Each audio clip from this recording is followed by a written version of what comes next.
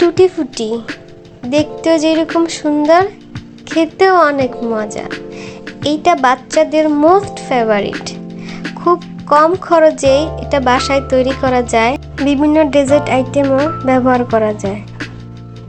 আমি jar cake use করি vanilla ফ্লেভারটায়।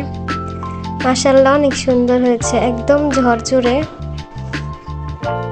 এখানে আমি একটি পেঁপে নিয়েছি কিউব করে কেটে, তারপর গরম পানির মধ্যে এটা দিয়ে দিলাম। এই পেঁপেটা 70% সিদ্ধ করে নিতে হবে, না হলে এটার পারফেক্ট শেপ আসবে না, গলে যাবে। সিদ্ধ করে নেওয়ার পর একটা চালনির মধ্যে ঢেলে নিলাম।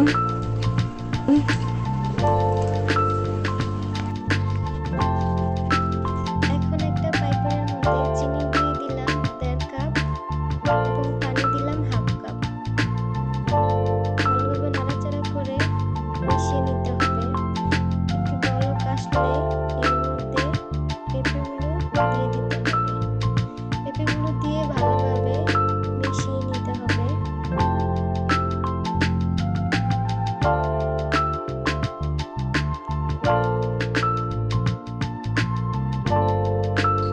বলক চলে আসছে, একটু পর পর নাড়াচাড়া করে দিতে হবে যেন না লেগে যায়।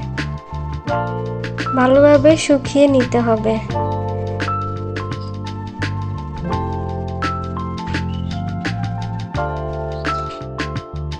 তারপর হাত দিয়ে দেখতে হবে চিনি শিরাটা এরকম আঠালো হয়েছে কিনা।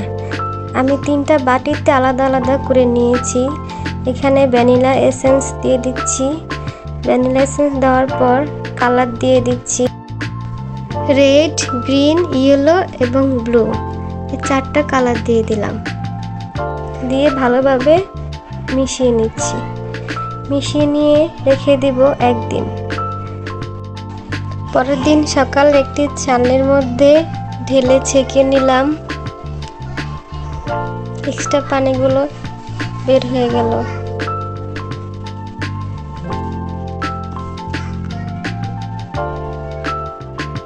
তারপর টিস্যুর মধ্যে দিয়ে বাকি এক্সট্রা পানিগুলো বের করে নিলাম চেপে চেপে।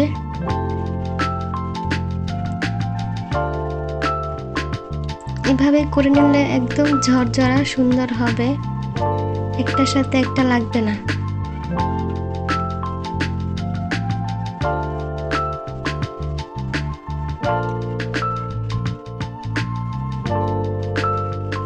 সবগুলা একই নিয়মে করে নিতে হবে।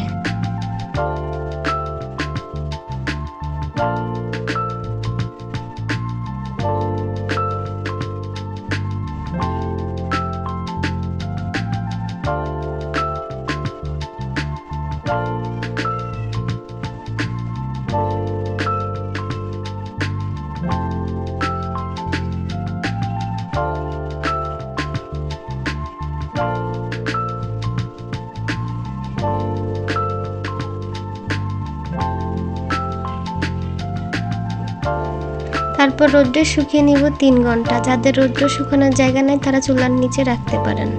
রোদ্র থেকে শুকিয়ে নেবার পর কি সুন্দর হয়েছে মাশাআল্লাহ, একদম ঝরঝরে, একটার সাথে একটা লাগছে না। ভালো লাগলে আপনার ফ্রেন্ডস ফ্যামিলির সাথে শেয়ার করতে পারেন। সবাই ভালো থাকবেন।